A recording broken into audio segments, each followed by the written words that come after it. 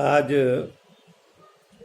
मैं शास्त्री प्रतिष्ठा प्रथम खंड के फलित ज्योतिष के सभी छात्रों को जन्म पत्र दीपक ग्रंथ के आधार पर अयनांश निकालने की रीति के संबंध में जानकारी कराने जा रहा हूं। ध्यान देंगे। सर्वप्रथम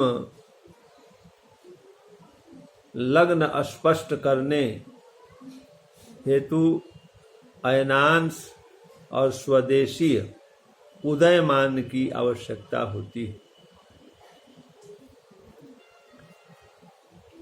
60 वर्षों में एक अयनांश बदलता है। संक्रांति से प्रायः 23 दिन पहले चल संक्रमण हो जाता है। अयनांश का भाव यह है कि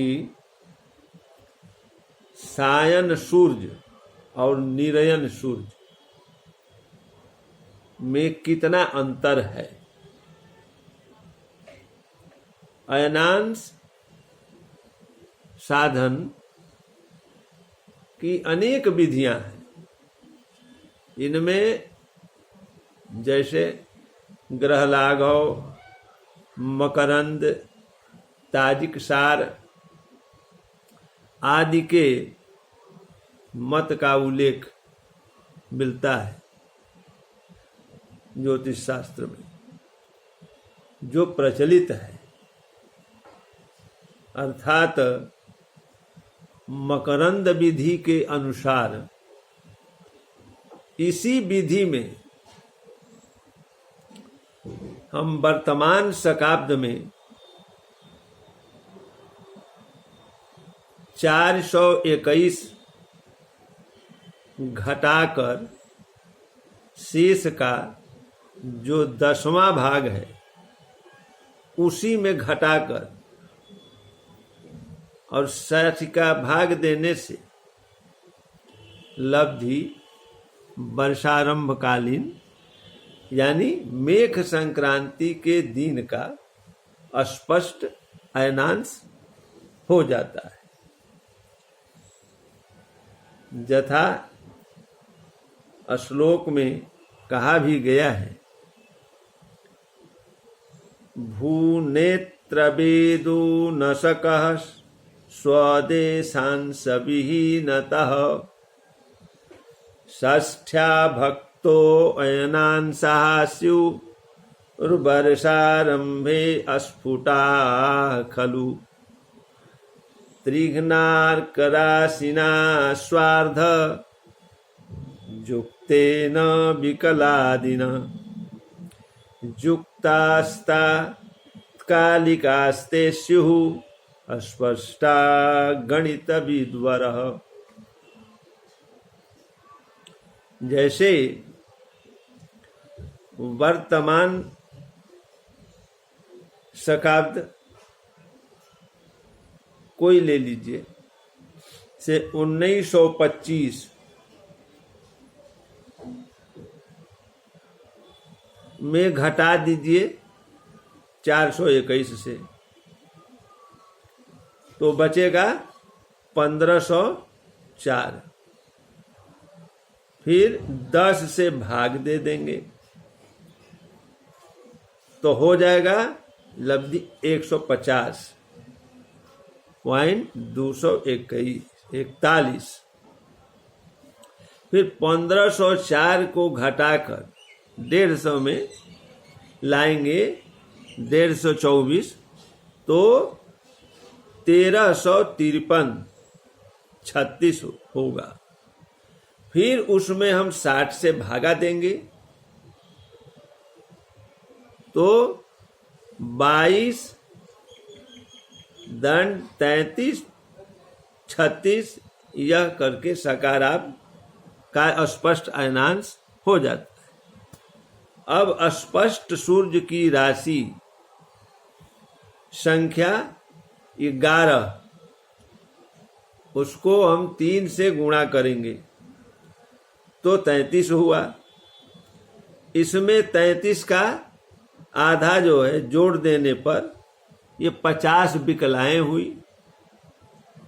इसे हम वर्षारंभकालीन यानी स्पष्ट अयनांश 22, 33 और 36 हुआ। इसमें जोड़ा 22, 34, 36 जोड़ दिया तो 22, 34, 26 यह तात्कालिक स्पष्ट अयनांश हो गया। एक दूसरी रीति है, उसके आधार पर अयनांश निकालने की प्रक्रिया भी बतलाई गई है। वर्तमान शक संख्या में 421 को घटाकर इसे गुणा कर देने के पश्चात 200 से भाग दिया। फिर स्पष्ट सूर्य को अंश बनाकर 400 का भाग देने की बात यह जन्म पत्रिका दीपक में आई हुई है। उसका श्लोक है कि भूनेत्र वेदो नसक स्त्रिरंग्न खाभ्रा स्विभिदृता वर्षारंभे अयनांशाः स्युः अस्फुटा गणित कोविदः भागीकृतो भगो भक्तः खाभ्रवेदैः फलं भवेत् कलाद्यम तेन संयुक्ता अस्फुटास्तात्कालिका स्मृता। उदाहरण सहित वर्तमान शकाब्द को 1925 को उसमें 421 घटाया तो 1504 हुआ। उसको फिर हम 3 से गुणा करेंगे तो गुणा करने के बाद जितना आया उसको 200 का भाग दे दिया तो 22, 33, 36 यह जो है शक आरंभ काल का स्पष्ट अयनांश हुआ। अब स्पष्ट सूर्य 11, 20, 50 इसके अंश को 351 बनाकर 400 का भाग देंगे तो 351 भागा 400 कर देंगे तो आएगा कितना 0.53 कला यदि ये हुई 0.53 कला। इसे हम वर्षारंभ के स्पष्ट अयनांश में जथा स्थान जोड़ देने करेंगे तो 22, 33, 36